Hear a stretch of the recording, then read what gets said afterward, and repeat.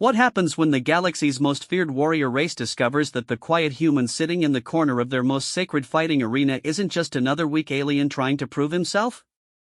What occurs when their champion, undefeated for 7 cycles, realizes too late that the scars covering the human's body aren't from losing battles, but from ending wars?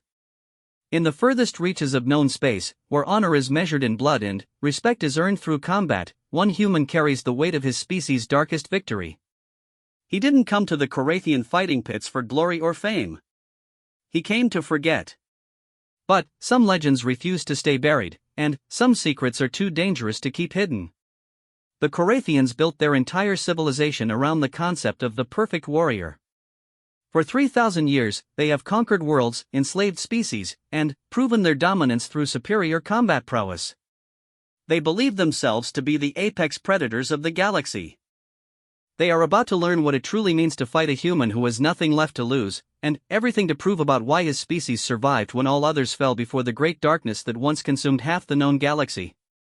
This is the story of Marcus Chen, the last survivor of Operation Final Echo, and the day he reminded the galaxy why humans don't just fight wars, they end them. The air inside the Korathian Grand Arena reeked of blood, sweat, and the particular metallic tang that came from too many beings dying in the same place over centuries. Marcus Chen sat in the furthest corner of the waiting chamber, his weathered hands wrapped around a cup of something that passed for coffee on this backwater world. The liquid was bitter and left a chemical aftertaste, but it was hot, and heat was one of the few things that still brought him comfort. Around him, the other fighters prepared for their matches with varying degrees of ritual and bravado. A massive Gordhak warrior, easily 9 feet tall and covered in chitinous armor that had grown from his own body, practiced devastating claw strikes against a reinforced training dummy. Each blow left gouges deep enough to kill most species. Nearby, a pair of crystalline Vex fighters harmonized in subsonic frequencies, their bodies resonating with deadly energy that could shatter bones from 50 feet away. Marcus took another sip of his coffee and ignored them all. He had not come here to make friends or allies. He had not come here for glory, credits, or the roaring approval of the crowds above. Marcus Chen had come to the Grand Arena for one reason only, to lose himself in violence until the memories stopped screaming in his head every time he tried to sleep. 3 months had passed since he had arrived on HFY Prime, registering for the fighting circuits under the name M. Chen, Human, Terran Colony Designation 447. The registration clerk, a bored-looking Korathian with traditional battle scarification covering half his face, had looked at Marcus with barely concealed amusement. Human, the clerk had asked, his mandibles clicking in what passed for laughter among his species. We haven't had a human fighter in, must be 6 cycles now. Last one lasted about 30 seconds against a juvenile bloodclaw before he was torn in half.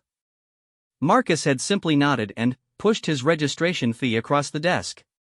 Credits were credits, regardless of the species paying them, and the Korathian fighting circuits would accept anyone foolish enough to step into their arenas. That had been 12 weeks ago. In that time, Marcus had fought 17 matches and won 16 of them. His only loss had been a technical disqualification when he had refused to finish off an opponent who had yielded. The crowds had booed him for his weakness, but Marcus had walked away. He was here to fight, not to murder beings who had already surrendered. The victory streak had started to attract attention, though Marcus tried to keep his head down and avoid the spotlight. Humans were rare in this part of the galaxy, especially humans willing to enter gladiatorial combat against species that had evolved for warfare.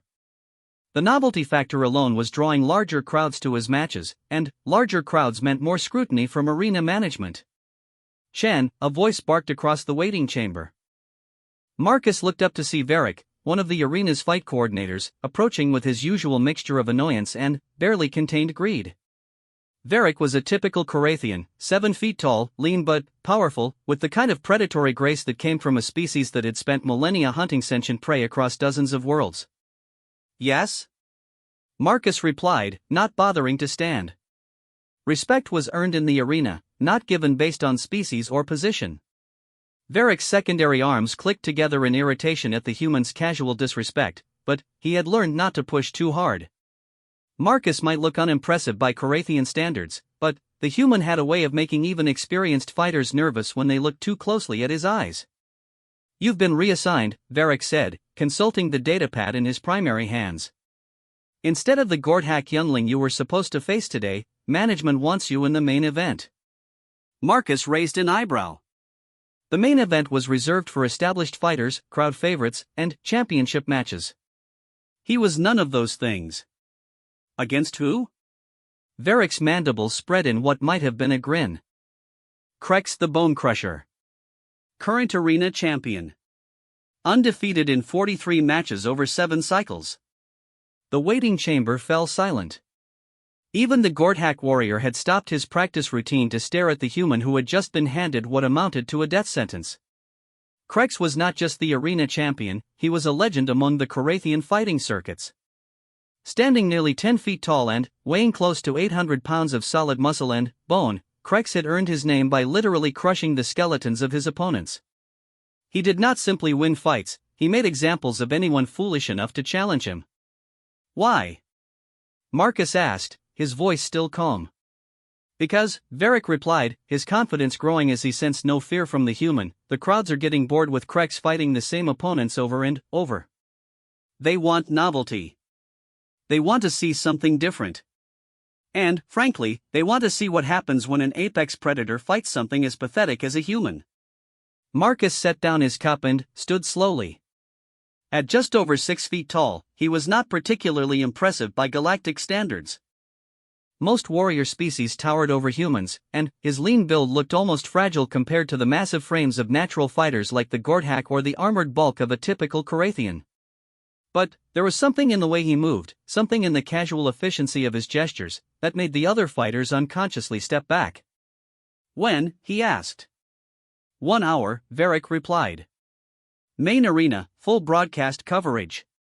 Prize purse is 50,000 credits for the winner, 5,000 for the loser's family. He paused, savoring the moment. Assuming there's enough left of the loser to have a family claim the body. Marcus nodded and sat back down, picking up his coffee as if he had just been informed about a routine medical appointment rather than a fight to the death against the most dangerous gladiator on the planet. The other fighters began to whisper among themselves as Varric left, their conversations a mixture of languages and dialects that created a low susurrus of speculation and dark amusement. Most seemed to think the human had finally drawn the fight that would end his unlikely winning streak. A few placed bets on how long he would last. The over-under was 90 seconds. Marcus finished his coffee and closed his eyes, letting his mind drift back to a place he had spent 3 months trying to forget. The memories came anyway, as they always did when he faced the possibility of death. Images flashed behind his eyelids, burning cities under alien skies, the screams of dying comrades, the weight of impossible decisions made in the heat of battle. Operation Final Echo had been humanity's last desperate gambit in a war that had already claimed 3 billion lives across 47 worlds. The enemy had been unlike anything the galaxy had ever seen, an extra-dimensional force that consumed entire civilizations, leaving nothing behind but empty planets scoured clean of life. They called themselves the Devourers, and they had been systematically working their way through known space for over a decade. Marcus had been 22 when the war began. He had enlisted in the Terran Defense Force as a communications specialist, expecting to spend his service maintaining subspace arrays and routing supply requests. Instead, he had found himself thrust into the greatest conflict in galactic history, watching as species after species fell to the Devourer advance.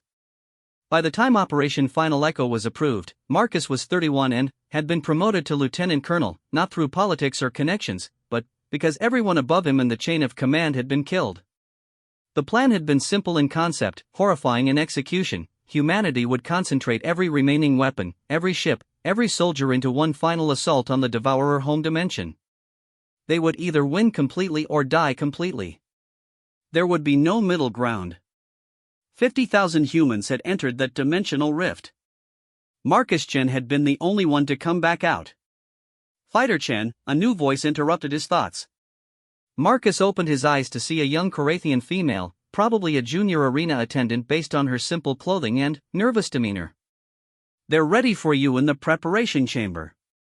Marcus stood and followed her through a series of corridors that grew progressively more elaborate as they approached the main arena. The walls were covered with holographic displays showing highlights from famous matches, the greatest moments in Carathian combat sports history. He recognized some of the fighters from his time studying potential opponents, but most were from before his arrival. The preparation chamber was a stark contrast to the waiting area. Here, everything was designed for function rather than intimidation. Medical scanners, weapon racks, armor fitting stations, and a small army of technicians and medics stood ready to prepare fighters for the battles ahead.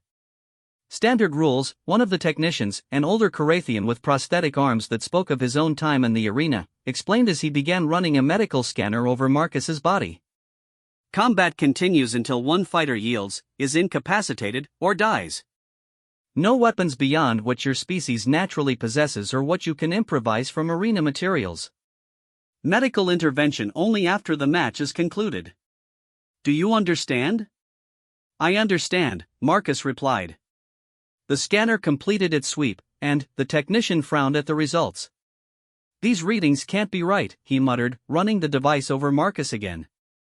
Human physiology shouldn't show this kind of bone density, muscle fiber composition, or neural response patterns.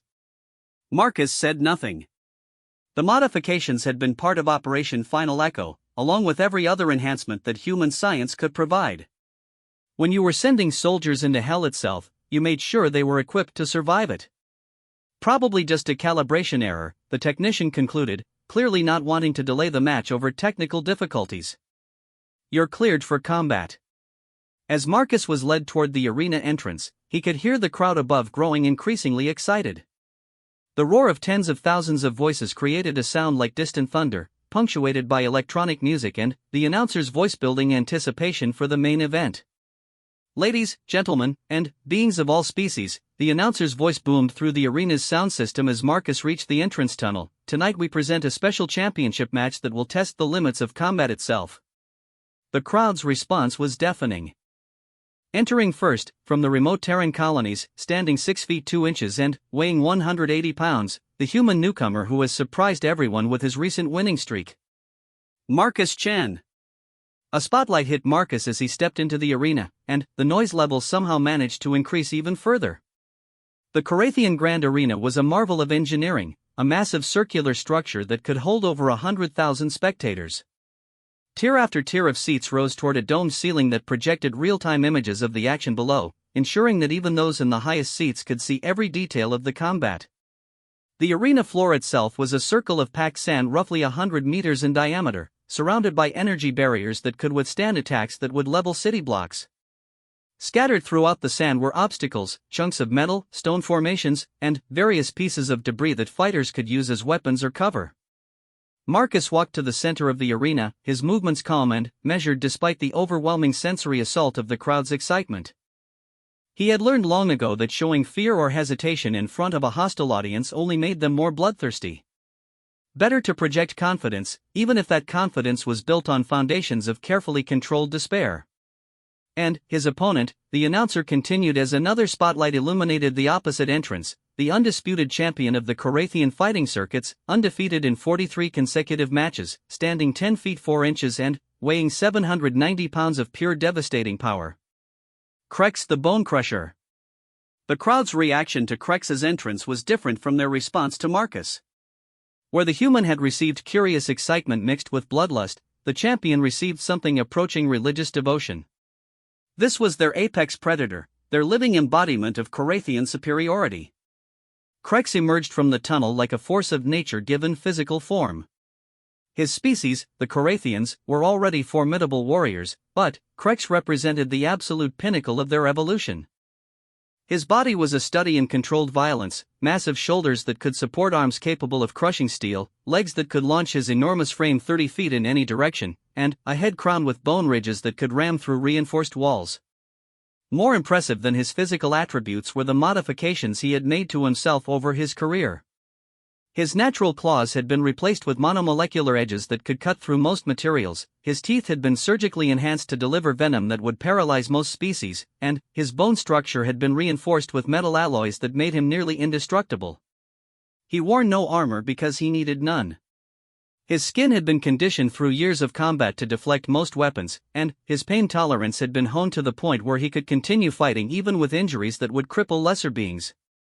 Krex stopped at the center of the arena and let out a roar that shook the entire structure. It was not just sound, it was a primal declaration of dominance that spoke to something deep in the evolutionary memory of every being present. This was what the perfect warrior looked like. Then, he turned his attention to Marcus, and his roar faded into something that might have been laughter. "Human," Krex said, his voice carrying easily across the arena despite the crowd noise, "I have fought beings from every corner of the galaxy. I have crushed the bones of creatures that could tear apart starships with their bare hands. I have bathed in the blood of champions from a dozen different species." He took a step closer, his massive frame casting a shadow over Marcus that seemed to dim the arena lights. "But I have never fought something as pathetically weak as a human. Tell me, little one, did you come here to die quickly, or shall I make this entertaining for the crowd?" The arena fell silent, waiting for Marcus's response. Even the announcer seemed to be holding his breath, waiting to see how the human would react to being challenged by a living legend. Marcus looked up at Krex for a long moment, his expression unreadable. Then, he smiled, and something in that smile made several of the closer spectators unconsciously shift back in their seats. "I came here," Marcus said, his voice carrying clearly through the arena's audio systems, "to see if anything in this galaxy could make me feel alive again." He paused, and, when he continued, his voice had changed. The casual tone was gone, replaced by something that sounded like distant thunder. "But, if you want to find out what a human is truly capable of, Krex, then, please, make this interesting for me." The crowd erupted as the referee, a heavily armored Carathian official, raised his hand to signal the beginning of the match. But, in the moment before the hand came down, Krex's expression changed. Something in the human's eyes, something in the way he stood utterly relaxed despite facing certain death, made the champion pause. For just an instant, Krex wondered if perhaps he should have asked more questions about his opponent's background before agreeing to this match. Then, the referee's hand fell, and it was too late for questions. The moment the referee's hand dropped, Krex exploded into motion with a speed that defied his massive size. His first strike was a classic Carathian opening move, a devastating overhead blow designed to crush an opponent's skull in the first seconds of combat. The attack came down with enough force to crack the arena floor, and the crowd roared its approval at what should have been an instant victory. But Marcus was no longer there. The human had moved sideways at the last possible moment, not in panic, but with the kind of precise timing that spoke of extensive combat experience. Krex's claws struck empty sand, sending up a spray of particles that glittered in the arena lights. "Fast," Krex acknowledged, already pivoting to track his opponent's movement. "But speed will only delay the inevitable." Marcus said nothing in response, his attention focused entirely on his opponent's body language. In the 3 months since arriving on HFY Prime, he had studied hundreds of hours of arena footage, analyzing fighting styles and combat patterns. But all of that research paled in comparison to what he could learn from watching Krex move in person. The champion was faster than his size suggested, but his mass still created momentum that required time to redirect. His reach was enormous, but that same reach created brief openings when he overextended. Most importantly, Krex fought like someone who had never encountered an opponent who could genuinely threaten him. His technique was flawless but predictable, honed through years of fighting beings who were ultimately inferior to his physical capabilities. Krex launched himself forward in a second attack, this time leading with his secondary arms while his primary limbs prepared to catch Marcus if he tried to dodge again. It was a sophisticated combination that would have trapped most opponents between multiple lines of attack. Marcus dropped to one knee and slid under the assault, his movements so smooth that several spectators blinked and missed it entirely. As he passed beneath Krex's guard, he struck upward with his fist, aiming for a nerve cluster just below the champion's ribcage. The blow connected, and Krex stumbled slightly, his eyes widening in surprise. The impact should have been nothing. Humans were notoriously weak by galactic standards, and even their best fighters could barely damage a Carathian's armored skin. But something about Marcus's strike had been different. The angle, the placement, the way the force had been delivered, it had actually hurt. "Interesting," Krex muttered, rolling his shoulders to work out the unexpected sting. "You know anatomy." "I know enough," Marcus replied, circling slowly to keep his distance from the champion's reach. The crowd was beginning to murmur in confusion. This was not how fights with Krex typically went. Usually, opponents either died within the first few exchanges or spent their time desperately trying to avoid his attacks while he methodically wore them down. Marcus, however, seemed to be treating this like a puzzle to be solved rather than a deathmatch to be survived. Krex decided to test his opponent's defenses more systematically. He began a series of probing attacks, each one designed to force Marcus into a specific response pattern. A high strike to make him duck, a low sweep to make him jump, a grappling attempt to test his strength. Each attack was carefully controlled, not yet intended to kill, but meant to gather information about the human's capabilities. What he discovered disturbed him. Marcus's reflexes were impossibly fast for a human.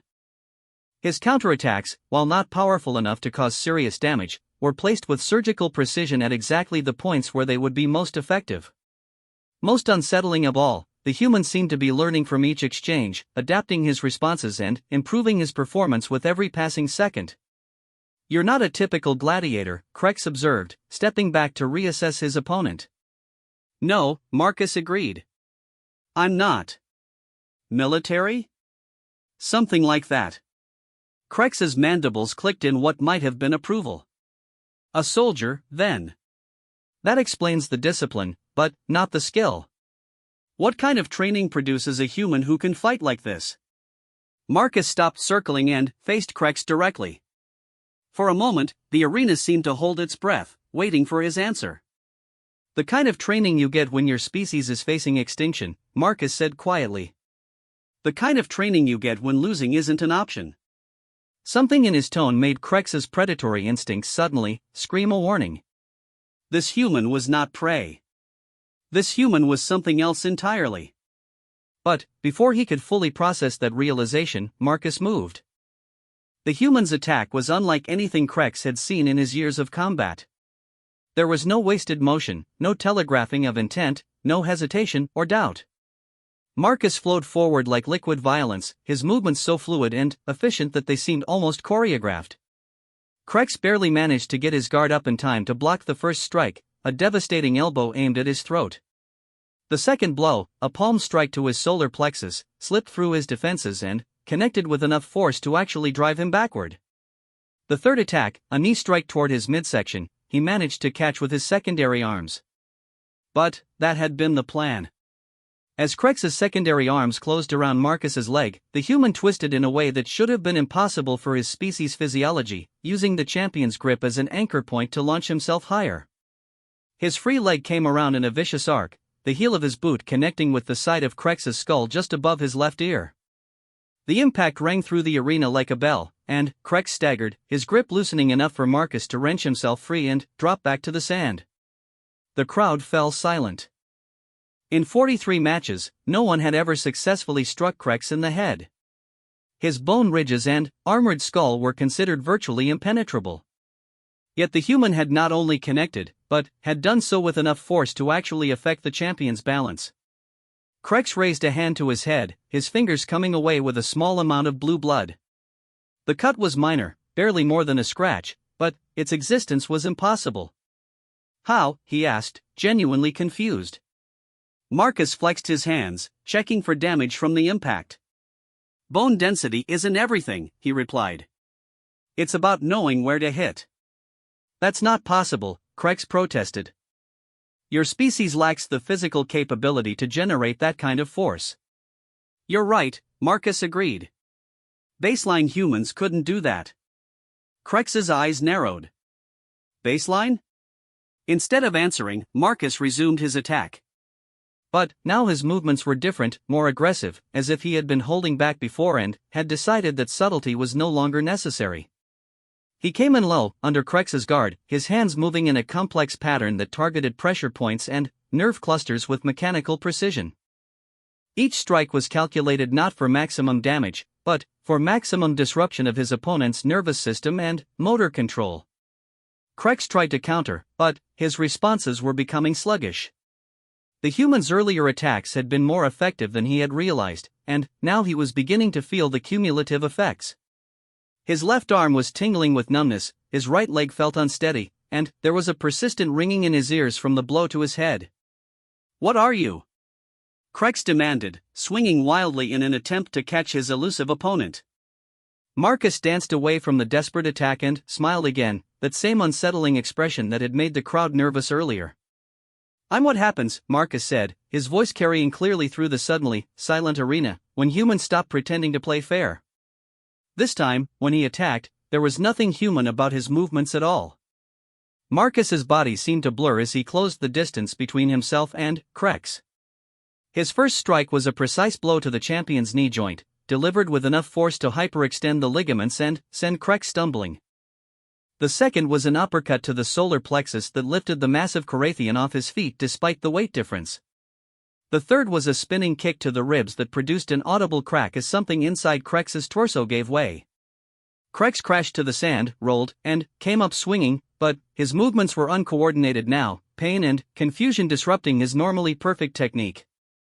Marcus flowed around his attacks like smoke, never where Krex expected him to be, always striking from unexpected angles. The crowd was on its feet now, their cheers replaced by something approaching stunned silence.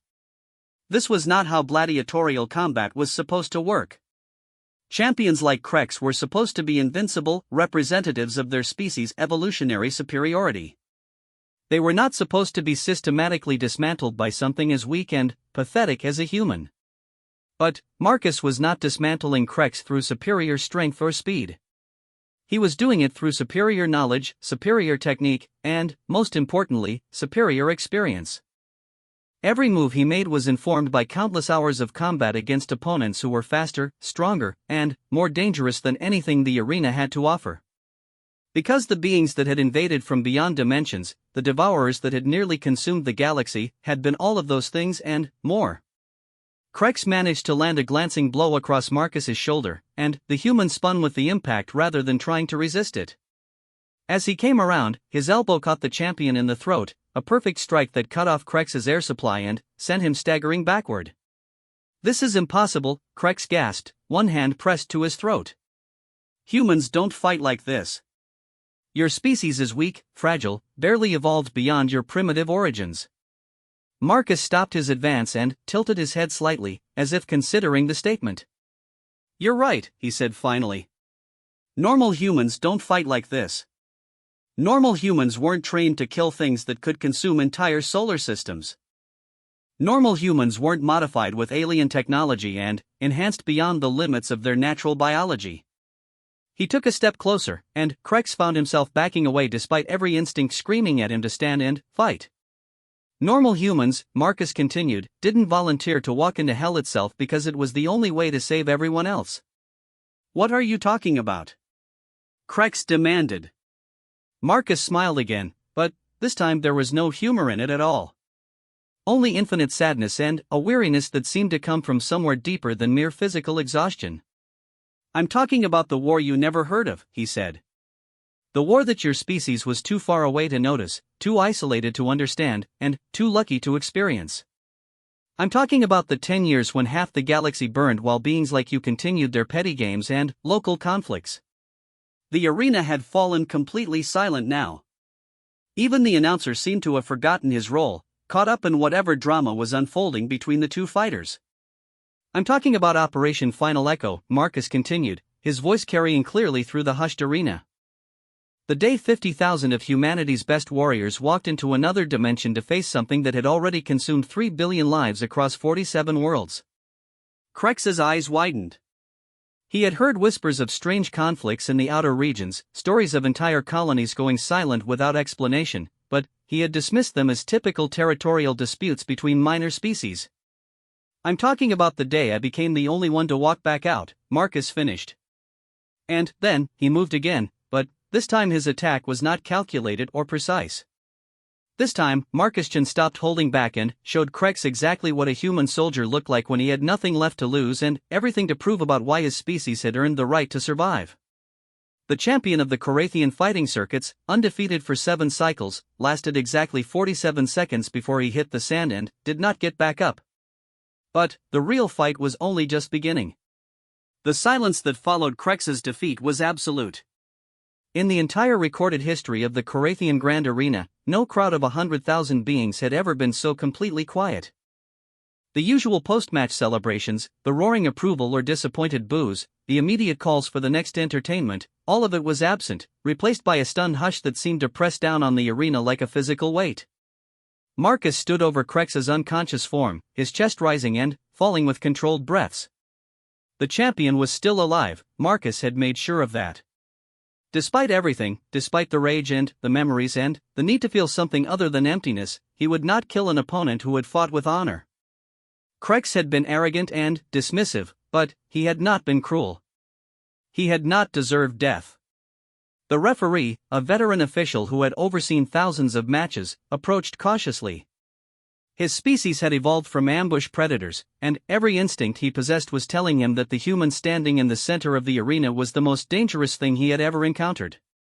"The match goes to Chen," he announced, his voice barely above a whisper but somehow carrying clearly through the arena's audio system. That simple declaration broke the spell that had fallen over the crowd. Suddenly, everyone was shouting at once. Korathians in the stands were demanding explanations, claiming fraud, insisting that no human could possibly defeat their champion through legitimate means. Representatives from other species were frantically placing calls to their homeworlds, reporting that the galactic balance of power might need to be re-evaluated. But, beneath all the noise and confusion, there was an undercurrent of fear. Because everyone present had seen the same thing, a human, supposedly one of the weakest sapient species in known space, had systematically dismantled the greatest warrior the Korathians had ever produced.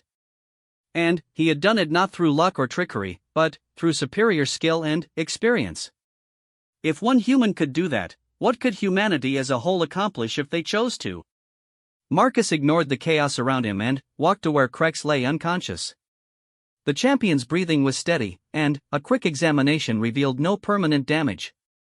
He would wake up with a concussion, several cracked ribs, and a severely bruised ego, but he would recover fully.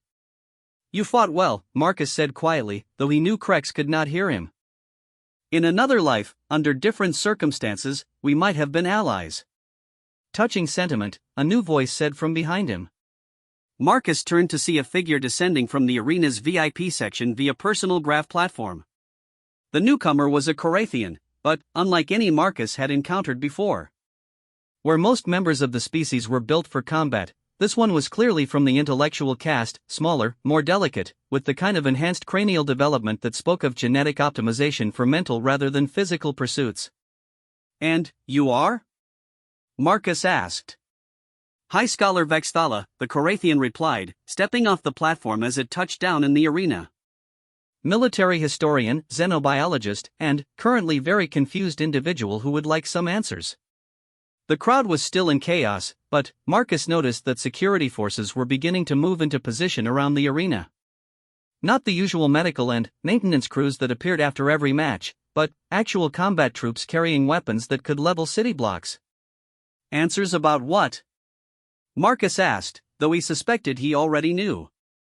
About how a human, a species that according to every database in the galaxy should barely be capable of hunting their own food, let alone engaging in sophisticated combat, just defeated the greatest warrior my people have produced in 3 generations. Vexthala moved closer, her movements careful and non-threatening.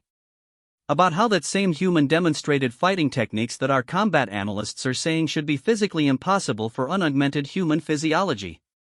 About how someone who registered as a simple gladiator from the outer colonies somehow possesses knowledge of anatomy and pressure point manipulation that surpasses our military's most classified training programs. Marcus glanced around the arena, noting the positions of the security forces and calculating escape routes. There were dozens of ways out of the arena proper, but the entire facility would be locked down within minutes. If he was going to leave, it would have to be soon. And, most importantly, Vexthala continued, about this Operation Final Echo that you mentioned, and why our intelligence networks have no record of any conflict significant enough to require that kind of military response. "Maybe your intelligence networks aren't as comprehensive as you think," Marcus replied. "Perhaps," Vexthala acknowledged. "But I have contacts throughout the galaxy, Marcus Chen, if that is indeed your real name. I have access to databases maintained by species that have been exploring the stars for millennia. And none of them, have any record of a conflict involving humanity that would have required the kind of training and modification that you clearly represent." She paused, studying his face with the intensity of a scientist examining a particularly puzzling specimen. "Which leads me to wonder, what exactly are you trying to hide?" Before Marcus could respond, the arena's main communication system crackled to life. But, instead of the announcer's voice, what emerged was the crisp, professional tone of a military commander. Attention all personnel. The arena is now under martial authority pending a full investigation into today's events. All spectators will remain in their seats while security protocols are implemented. The individual known as Marcus Chen will surrender himself to military custody immediately. Marcus sighed. He had known this moment would come eventually. His winning streak had been attracting too much attention, and his victory over Krex had been too dramatic, too impossible to explain away. Someone was bound to start asking the right questions. I suppose there's no point in running, he said. None whatsoever, Vexthala agreed. The arena is surrounded, the skies above us are filled with patrol ships, and every exit within 50 kilometers has been sealed. You have precisely two choices: surrender peacefully and answer our questions, or resist and force us to take you down by any means necessary. Marcus considered his options. He could fight his way out. The modifications made during Operation Final Echo had given him capabilities that even he had not fully tested. But doing so would require killing dozens, possibly hundreds of beings who were simply doing their jobs. And that was a line he would not cross. There is a third option, he said finally. Which is? I tell you everything. The whole truth about humanity, about the war, about what happened during Operation Final Echo. All of it. Vexthala's eyes narrowed. In exchange for what? In exchange for your promise that this information stays classified until humanity decides it's ready to share it with the galaxy. We've earned the right to tell our own story in our own time. And if that story is something that threatens galactic security? Marcus smiled sadly. Scholar, if you knew what humanity had already sacrificed to protect galactic security, you wouldn't be asking that question. Around them, the security forces had completed their deployment. Marcus counted at least 200 soldiers, all armed with weapons that could reduce him to component atoms in seconds. The crowd was still restless, but the threat of military intervention had quieted the worst of the chaos. Very well, Vexthala said after a long moment. You have my word that your story will remain classified pending review by the appropriate authorities. Now, will you come peacefully? Marcus nodded and raised his hands in surrender. As the security forces moved in to escort him from the arena, he looked back one more time at Krex, who was just beginning to regain consciousness. Take care of him, Marcus told the medical team that was attending to the champion. He's a better fighter than he knows, and a better person than he pretends to be. Then, he allowed himself to be led away, leaving behind a crowd of confused spectators and an arena full of unanswered questions. The interrogation facility was located deep beneath the arena complex, in a section that Marcus suspected had been built for purposes far more serious than questioning unruly gladiators.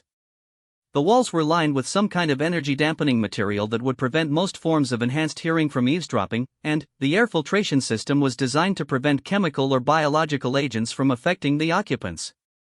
They were taking no chances. Marcus sat in a chair that had been designed for beings much larger than humans, his wrists secured with restraints that could have held a rampaging Gordhack. Across from him, Vexthala reviewed data on a portable terminal while a recording device captured everything for later analysis. Let's start with something simple, she said without looking up from her screen. What is your real name? Marcus Chen. Lieutenant Colonel, Terran Defense Force, Service Number 7749 Delta X-Ray. And, this Terran Defense Force, is that a legitimate military organization? It was, Marcus replied. It was disbanded after the war ended. Technically, I'm still on active duty, but there's no one left to report to. Vexthala made a note on her terminal. Tell me about the war. Marcus closed his eyes and let his mind drift back to the beginning, to the first reports of colonies going silent in the Outer Rim systems. It seemed like a lifetime ago, though it had been less than 5 years. It started with strange readings from the Veil Nebula, he began. Long-range sensors were detecting energy signatures that didn't match anything in our databases. At first, we thought it was some kind of natural phenomenon, a new type of pulsar, maybe, or some exotic matter interacting with the nebulous gas clouds. But it wasn't, Vexthala said. No. It wasn't. Marcus opened his eyes and stared at the ceiling, seeing not the metal panels above him but the star charts that had haunted his dreams for years. The first contact was with Kepler Station, a research facility on the edge of human space. They sent out a routine distress call reporting unknown vessels in their system. 20 minutes later, they went silent. When a patrol ship arrived to investigate, they found the station intact but completely empty. No signs of battle, no evidence of forced entry, no bodies. Just nothing. Empty how? As if everyone had simply vanished. Their personal belongings were still there, meals were half finished on tables, but there wasn't a single living thing left on the entire station. Not even bacteria. Vexthala looked up from her terminal. That's impossible. Even if the crew had been evacuated, there would still be signs of microbial life, insects, something. That's what we thought too. So we sent more ships to investigate. The pattern repeated itself, colony after colony, outpost after outpost, all found empty and lifeless but otherwise undamaged. It took us almost 6 months to realize that we weren't dealing with raiders or pirates or even a conventional military force. Marcus leaned forward, his voice dropping to barely above a whisper. We were dealing with something that ate life itself. The Devourers, Vexthala said, remembering his earlier words in the arena. That's what we called them. We never learned what they called themselves, assuming they had individual names at all. They existed in a dimension parallel to our own, feeding on biological energy across multiple realities. Our universe was just another food source to them. How did they cross over? We never figured that out completely. The best our scientists could determine was that they had found a way to create temporary rifts in spacetime, allowing them to send scouting forces into our reality. Once they identified a suitable target, they would establish a permanent portal and begin the harvesting process. Marcus stood and began pacing, the movement helping him organize his thoughts. The restraints had been removed once it became clear that he had no intention of escaping. The harvesting was thorough. They didn't just kill people, they absorbed every trace of biological energy, leaving behind perfectly preserved but completely lifeless matter. Buildings, technology, even clothing remained intact, but anything that had ever been alive was simply gone. How long did this go on? 10 years, Marcus said.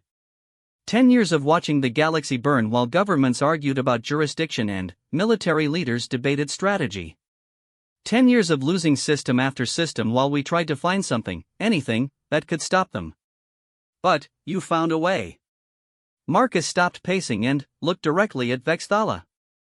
We found a way to die meaningfully instead of uselessly. Operation Final Echo. Operation Final Echo, he confirmed. The plan was insane, desperate, and had approximately a 1 in a million chance of success. But it was the only plan we had left. He sat back down, his hands clasped tightly in his lap. The idea was to take our entire remaining military force, every ship, every soldier, every weapon we had left, and launch a direct assault on the Devourer home dimension. We would go through their portals, find whatever central intelligence was coordinating their attacks, and destroy it even if it meant sacrificing everything we had. 50,000 soldiers, Vexthala said. 50,000 of humanity's best. Volunteers all, enhanced with every piece of alien technology we could adapt, trained in combat techniques that pushed the human body and mind to their absolute limits. We knew it was a suicide mission, but we also knew that if we didn't try, everything in our reality would eventually be consumed. And you were the only survivor. Marcus was quiet for a long moment, lost in memories of things he would never be able to forget. I was the only one who made it back to the portal before it closed, he said finally. Whether that makes me a survivor or a failure is something I'm still trying to figure out. Vexthala leaned back in her chair, clearly struggling to process everything she had heard. Assuming I believe this story, and I'm not saying I do, why isn't any of this common knowledge? A conflict of that magnitude would have affected hundreds of species, thousands of worlds. How could it have been kept secret? Marcus smiled grimly. It wasn't kept secret. It was forgotten. That's impossible. Is it? Tell me, scholar, when was the last time the Korathian Empire was threatened by an external force? When was the last time your people had to consider the possibility that something in the universe might be more dangerous than they were? Vexthala frowned. We have always been the dominant military power in this region. It's been over 1,000 years since anyone dared challenge us directly. Exactly. You, and species like you, were safe in your little corner of the galaxy while the outer rim burned. By the time the Devourers would have reached your territory, Operation Final Echo had already succeeded. The threat was eliminated before you ever knew it existed. So you're saying that humanity saved the galaxy, and nobody noticed? I'm saying that humanity died to save the galaxy, and the only beings who might have noticed were too busy celebrating their continued existence to ask questions about why the strange reports from the outer rim had suddenly stopped.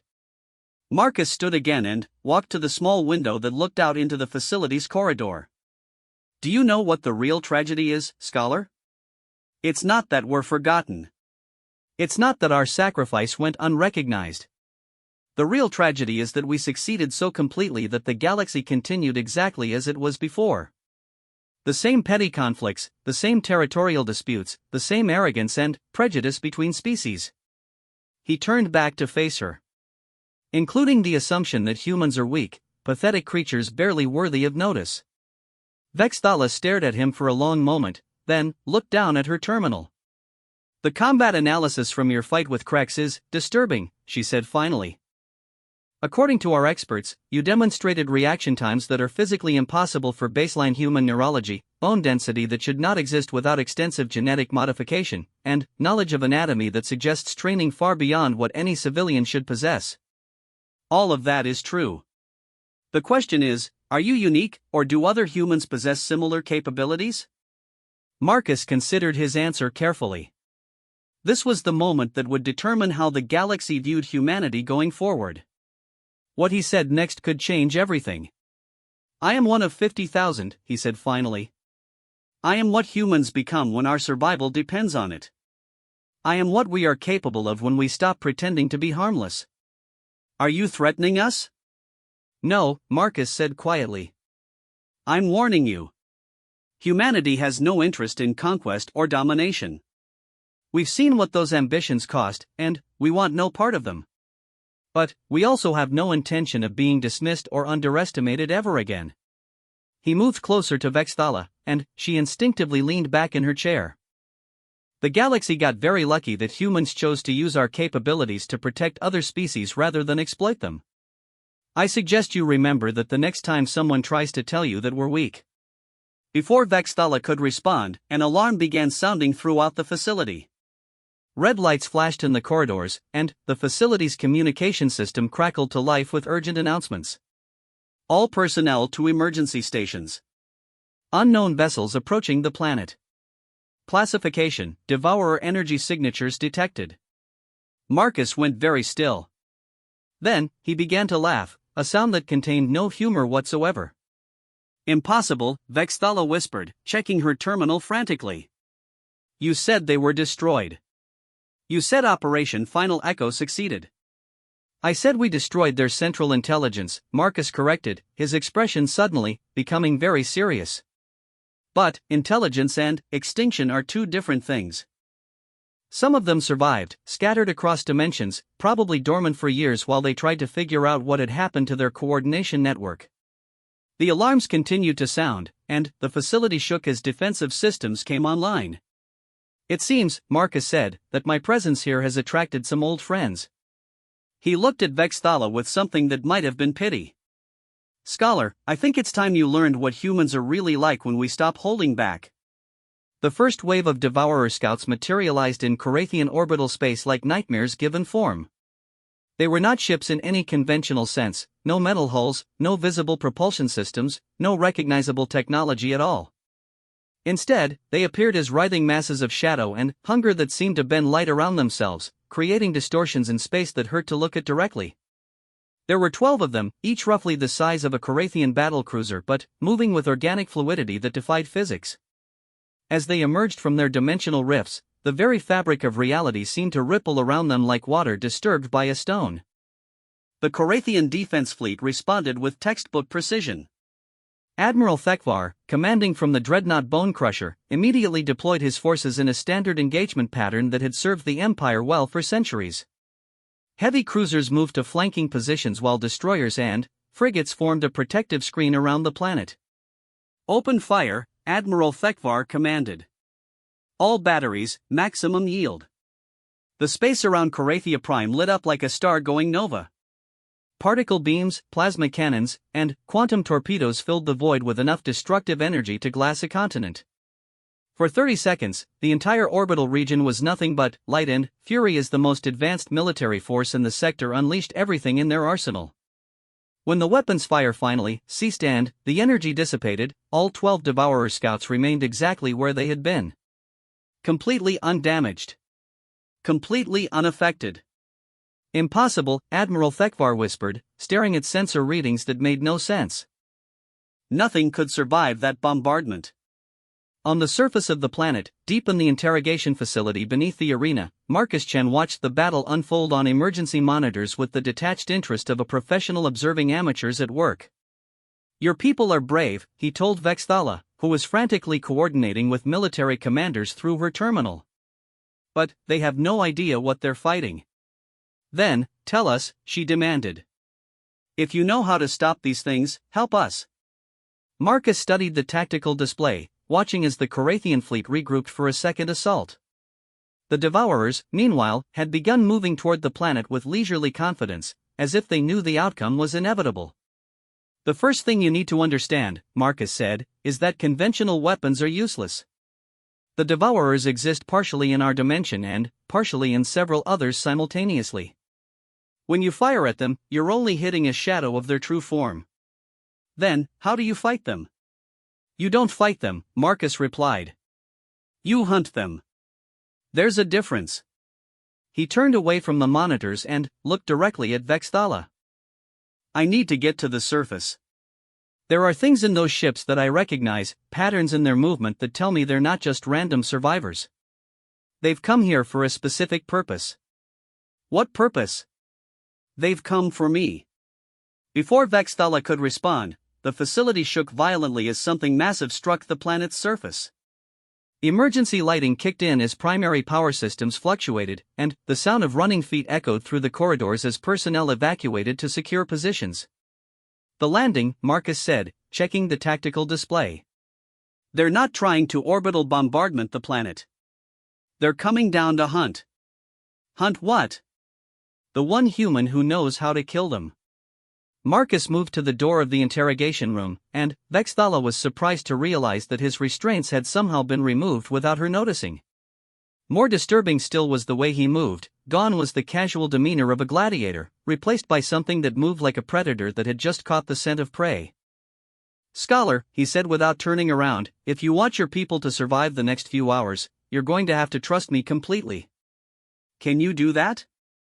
Vexthala looked at the monitors showing the destruction above, then at the human who claimed to be humanity's last warrior. "There really wasn't a choice." "What do you need?" "My gear. The equipment I had when I arrived on this planet should be in storage somewhere. Without it, I'm just an enhanced human. With it, I'm something the Devourers learned to fear." 20 minutes later, Marcus stood in a military supply depot 3 levels above the interrogation facility, watching as Carathian technicians carefully unpacked equipment that had been gathering dust for 3 months. To most observers, the contents of his storage container would have seemed mundane: some clothing, personal effects, and what appeared to be a simple travel bag. But Marcus knew better. Hidden within that innocent-looking luggage were the tools that had made Operation Final Echo possible: weapons and equipment salvaged from Devourer technology, modified and adapted for human use through 10 years of desperate innovation. "This doesn't look like much," Vexthala observed, watching as Marcus carefully examined each item. "The best weapons never do," Marcus replied, lifting what appeared to be an ordinary combat knife. To Vexthala's enhanced vision, however, the blade seemed to shimmer with energy that existed in spectrums beyond normal light. "This is a phase blade. The edge exists in 7 dimensions simultaneously, which means it can cut things that don't entirely exist in our reality." He set the knife aside and picked up what looked like a simple black bodysuit. "Adaptive armor. It responds to threats by shifting its molecular structure to provide protection against energy patterns that normal matter can't even detect." "And this?" Vexthala asked, pointing to a small device that looked like a communication headset. "Dimensional scanner. It lets me see where the Devourers actually are instead of where they appear to be. Marcus slipped the device over his ear and activated it. Immediately, his expression changed as new information flooded his awareness. How many? Vexthala asked. 12 scouts, just like the orbital sensors detected. But, behind them. Marcus frowned, adjusting the scanner's settings. There's something else. Something big. It's not coming through yet, but it's there, waiting. Waiting for what? For the scouts to confirm that I'm here. Marcus began putting on the adaptive armor, and Vexthala watched in fascination as the material seemed to flow over his body like living liquid.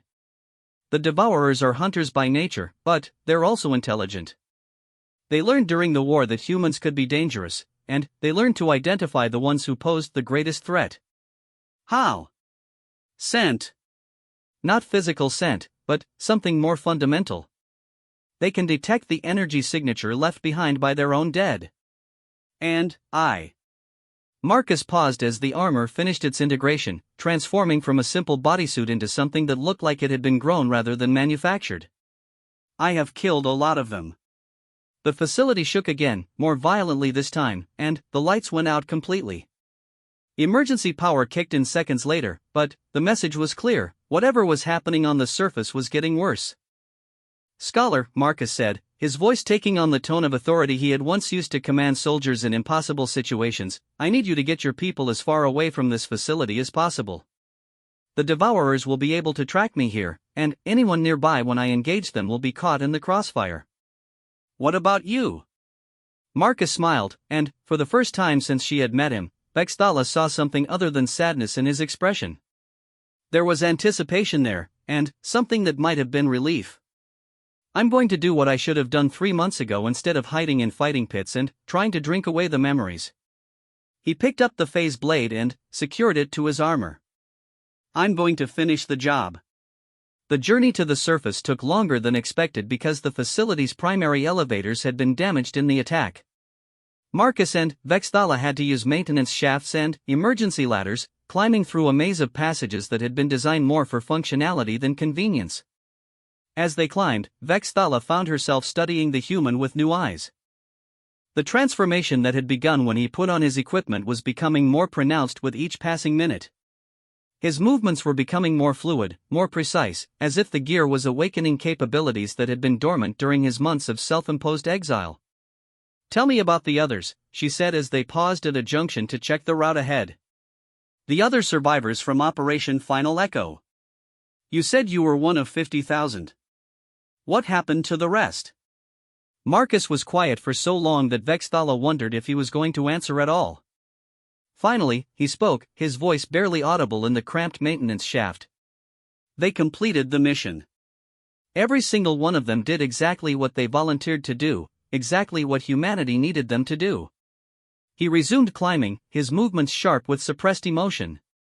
They gave their lives to destroy something that would have consumed everything. But, you survived. I was ordered to survive. Someone had to make it back through the portal to report on the mission's success. Someone had to carry the story. Marcus stopped climbing and looked down at Vexthala. Do you know what it's like to be the one chosen to live when everyone else dies? Do you know what it feels like to be praised for surviving when survival was the coward's job? That's not, isn't it? Marcus interrupted. 49,999 of humanity's best gave their lives to save the galaxy. And I got to come home and be called a hero because I followed orders and ran away when the real heroes stayed behind to finish the fight. They had reached another junction, this one with a small window that looked out onto the surface. Through the reinforced glass, they could see the devastation that the Devourer landing had caused. The arena complex was still intact, but the surrounding city showed signs of the selective destruction that was the Devourer's signature. Buildings remained standing, but the streets were empty of all life. That's not random destruction, Vexthala observed. They're looking for something specific. They're looking for me, Marcus confirmed. And they're getting close. As if summoned by his words, a shadow fell across the window. Through the glass, they could see one of the Devourer scouts flowing through the air above them, its form rippling between dimensions as it searched for its target. To normal vision, it would have appeared as nothing more than a distortion in the air, like heat waves rising from hot pavement. But, through Marcus's dimensional scanner, its true form was revealed, a writhing mass of hunger and malevolence that defied description. "It knows I'm here," Marcus whispered. "The question is whether it knows exactly where." The scout paused in its movement, hovering directly above their position. For a moment, nothing happened.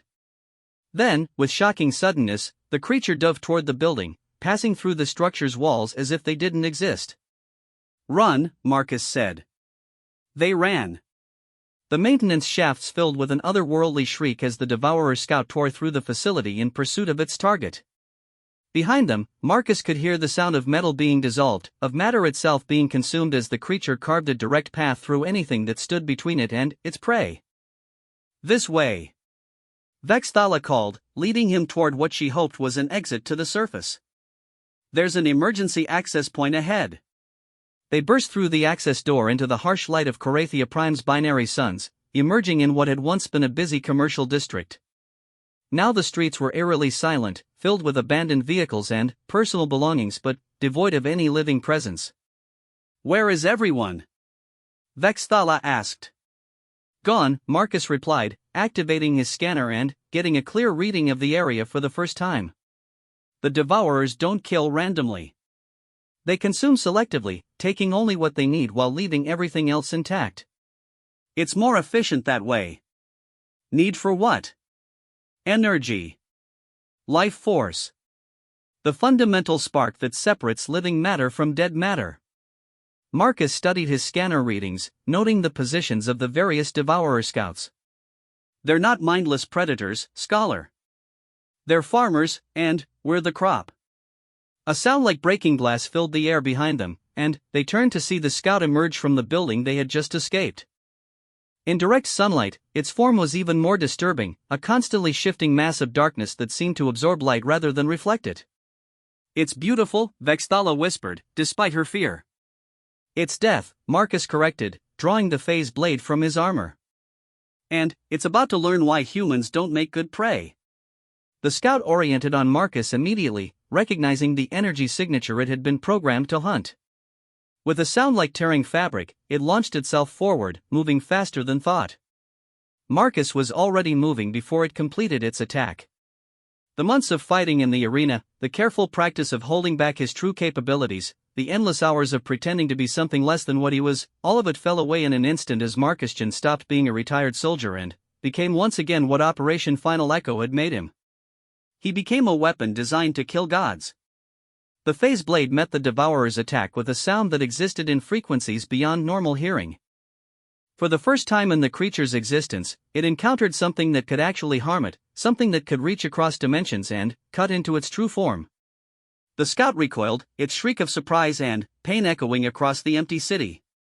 Where the blade had struck, reality itself seemed damaged, showing tears in spacetime that revealed glimpses of the dimensions beyond. "Impossible," the creature spoke, its voice a harmony of frequencies that bypassed the ears and spoke directly to the brain. "Human form cannot threaten the eternal hunger. Human form is sustenance only." "I'm not just human form," Marcus replied, circling the creature with predatory patience.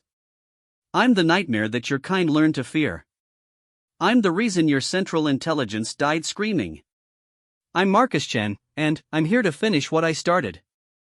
The scout attacked again, this time with the full fury of a creature that had realized it was facing not prey, but a rival predator. The battle that followed was unlike anything Vexthala had ever witnessed, two beings that existed partially outside normal reality, fighting with weapons and techniques that bent the laws of physics. But, as she watched, she began to understand something that would change everything she thought she knew about humans, about warfare, and about the true nature of the galaxy they all shared. Marcusjan was not just winning the fight. He was enjoying it. And, in the distance, growing stronger with each passing moment, she could sense something massive preparing to cross over from the dimension beyond. Something that would make the scouts look like mere insects by comparison. The real battle was about to begin. The Devourer scout died with a sound like reality tearing apart. Marcus's phase blade, enhanced by techniques learned in 10 years of desperate warfare, found the creature's dimensional anchor point and severed it from its parallel existence. What remained collapsed into normal spacetime as a writhing mass of organic matter that dissolved into component atoms within seconds. "One down," Marcus said, checking his scanner as the readings shifted. 11 to go. Vexthala stared at the space where the creature had been, her scientific mind struggling to process what she had just witnessed. That was impossible. Nothing can kill a devourer. Our entire fleet couldn't even damage them. "Your fleet was using conventional weapons against an unconventional enemy," Marcus replied, already moving toward the next closest signature. The devourers exist in multiple dimensions simultaneously. To hurt them, you have to hit them in all dimensions at once. And you can do that? I was trained to do that. Modified to do that. Enhanced beyond the normal limits of human biology specifically to do that. Marcus paused as his scanner detected movement ahead. "Scholar, this is where you need to make a choice. Stay here and try to reach safety, or come with me and witness exactly what humanity is capable of when we stop pretending to be civilized." Vexthala looked at the empty streets around them, then at the human who had just killed something that was supposed to be immortal. There was really no choice at all. "I'm coming with you." They moved through the abandoned city like ghosts, Marcus leading with the confidence of someone who had navigated far stranger battlefields. His scanner painted a three-dimensional map of devourer positions in his mind, showing him not just where they were, but where they were going to be. The second scout they encountered had learned from its predecessor's fate. Instead of attacking directly, it tried to trap Marcus in a dimensional pocket, cutting him off from normal spacetime so it could feed on his life energy at leisure. The trap failed spectacularly. Marcus had fought creatures that could manipulate reality itself during Operation Final Echo. A simple dimensional displacement was something he had encountered dozens of times before. He used the scout's own technique against it, turning the pocket dimension into a prison that constrained the devourer while leaving him free to attack from angles that shouldn't have existed. The third scout died while trying to call for reinforcement from its fellows.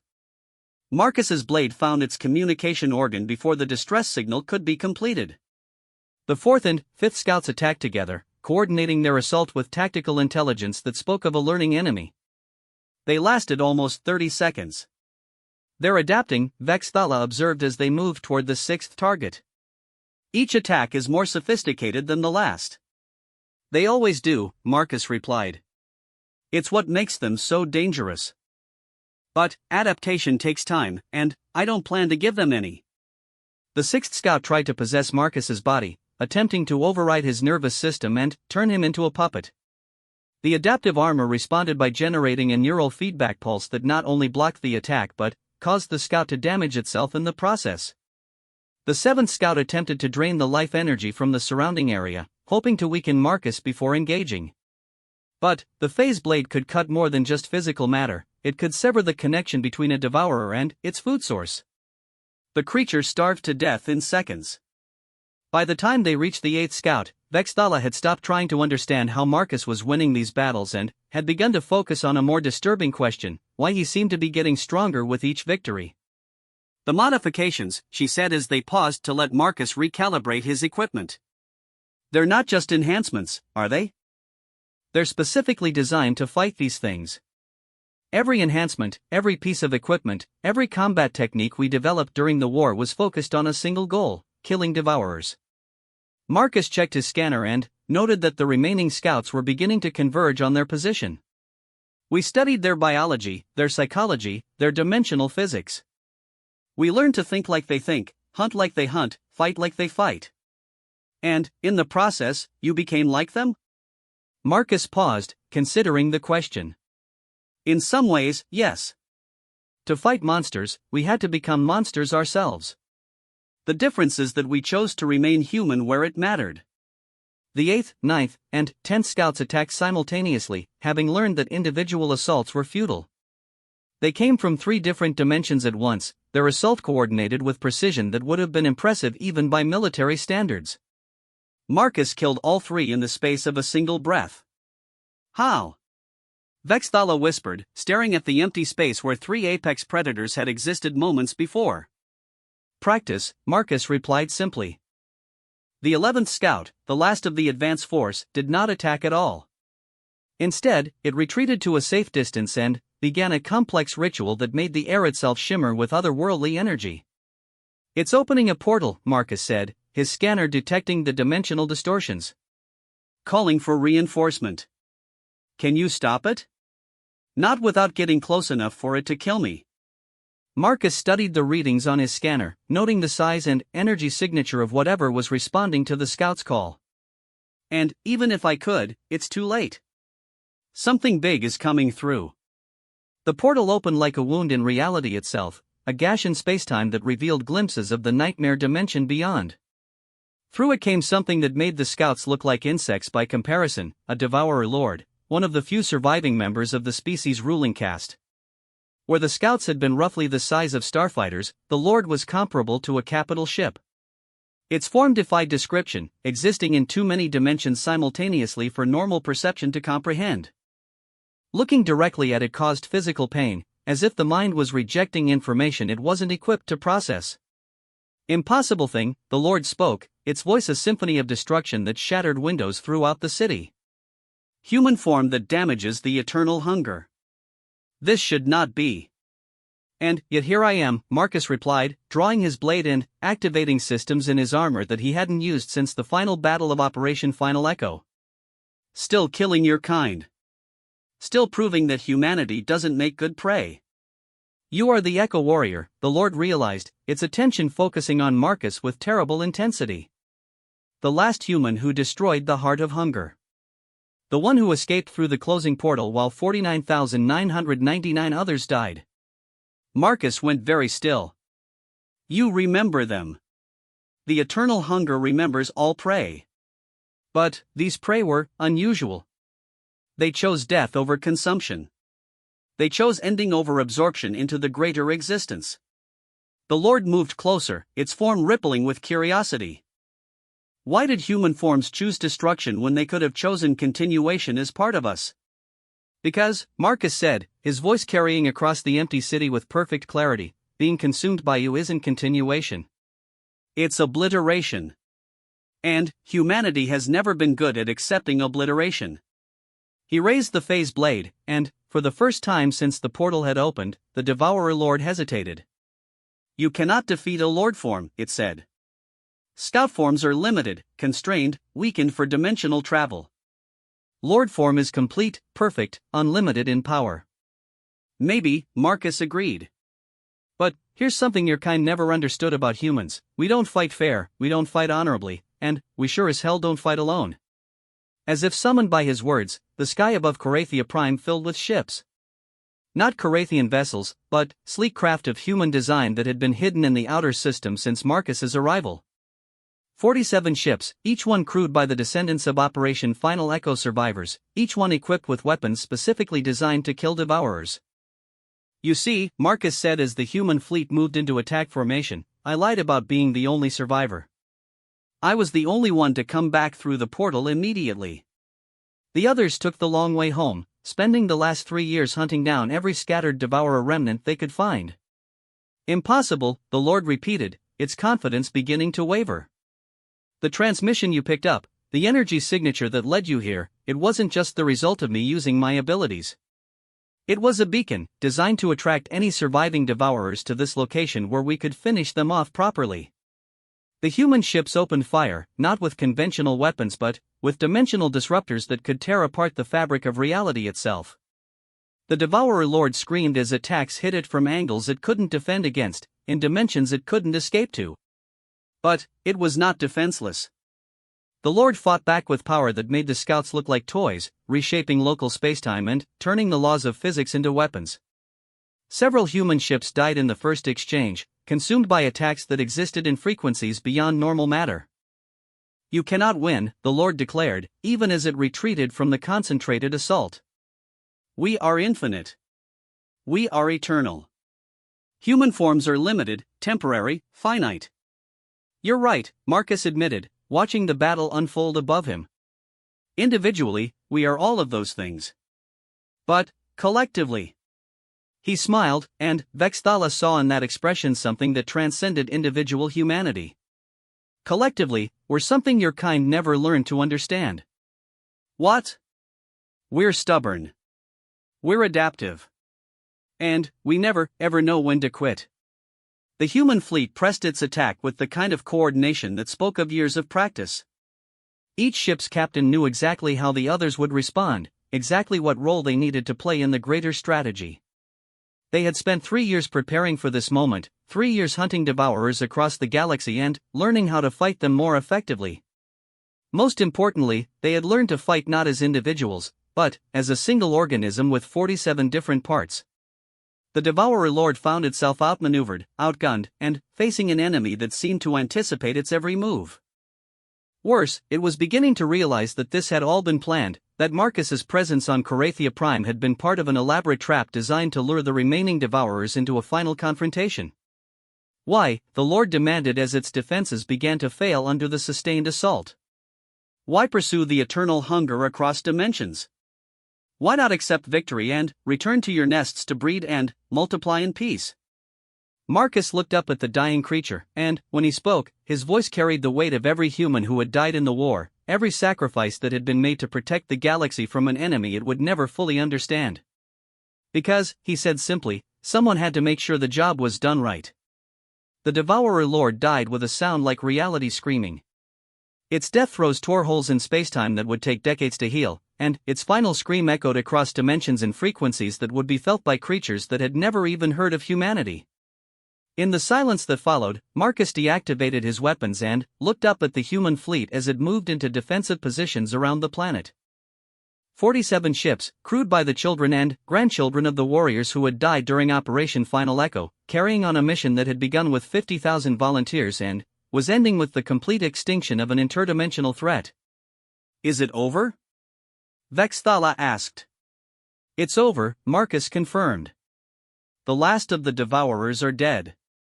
The galaxy is safe. And, now? Marcus was quiet for a long moment, looking out at the empty city around them, thinking about the years he had spent hiding from his own success. Now we go home, he said finally. All of us. And we try to figure out how to be human again after everything we've had to do to stay human. One of the human ships descended to the surface, its landing thrusters stirring up clouds of dust in the abandoned streets. As the landing ramp lowered, Marcus saw faces he hadn't seen in 3 years, the sons and daughters of his fallen comrades, the living legacy of humanity's greatest sacrifice. Colonel Chen, the ship's captain, said as she approached. Captain Sarah Martinez, whose father had died covering Marcus's retreat through the closing portal. Good to see you again, sir. Good to see you too, Sarah. How many did we lose today? 12 ships, 47 crew members. They died as heroes, sir. They died completing the mission. Marcus nodded, feeling the familiar weight of command settle on his shoulders once again. They died so that no one else would have to. Make sure that's remembered. Sir, if I may ask, what happens now? The mission is complete, the Devourers are extinct, and the galaxy doesn't even know we were here. Marcus looked at Vexthala, who had been listening to the exchange with growing amazement. I think, he said, it's time the galaxy learned the truth about what happened. All of it. The war, the sacrifice, the fact that humanity isn't quite as harmless as everyone assumes. He turned to address Captain Martinez and the other human officers who had gathered around the landing ship. Send a message to Earth, to the colonies, to every human settlement in known space. Tell them that the war is finally over, that the last of the Devourers are dead, and that it's time for humanity to take its place in the galaxy as what we've always been, the species that refuses to let evil go unchallenged. As the human fleet prepared to depart, carrying news of victory back to worlds that had spent years wondering if their defenders were still alive, Vexthala found herself standing beside Marcus in the empty streets of a city that would soon be repopulated with beings who would never know how close they had come to extinction. Will they believe it? She asked. When you tell them what really happened, will anyone believe that humans saved the galaxy? Marcus smiled, and, for the first time since she had met him, it was an expression of genuine happiness rather than sadness. Scholar, he said, after today, after what happened in the arena and what happened here, I don't think belief is going to be a problem. He paused, looking up at the human ships as they prepared to leave orbit. The real question is, what's the galaxy going to do with the knowledge that the weak species in the corner has been protecting everyone else all along? As if in answer to his question, Vexthala's communicator chimed with an incoming message from the Korathian High Command. She listened for a moment, her expression growing more amazed with each word. "What is it?" Marcus asked. "It's a message from the Emperor himself," she said. "He's requesting a formal audience with you, with full diplomatic honors. He wants to discuss, and, I quote, the establishment of formal relations between the Korathian Empire and what appears to be the most dangerous species in known space." Marcus laughed, a sound of pure joy that echoed through the empty streets. "Scholar," he said, "I think the galaxy is about to get very interesting." 3 months later, Marcus Chen stood before the Galactic Council on Nexus Prime, delivering the first official testimony about the Devourer War. The assembled representatives of hundreds of species listened in stunned silence as he described 10 years of conflict that had raged across the galaxy while they continued their daily lives in blissful ignorance. When he finished speaking, the council chamber remained silent for nearly a full minute. Then, slowly, one by one, every being present rose to their feet in recognition of humanity's sacrifice. "We have a question," the council's chief administrator finally said.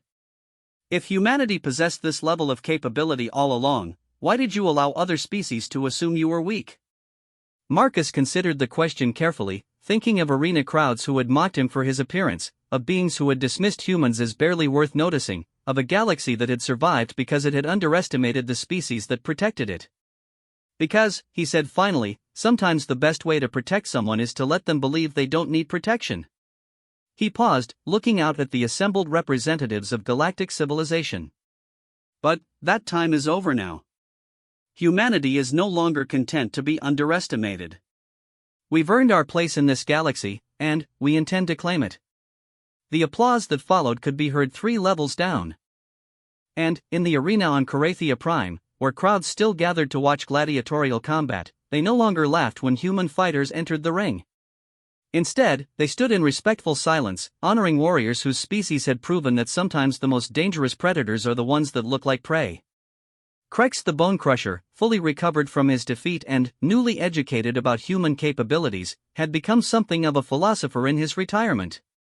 When asked by reporters about his thoughts on humanity's revelation, he had simply smiled and said, "I always wondered why that human fought like someone who had nothing left to lose.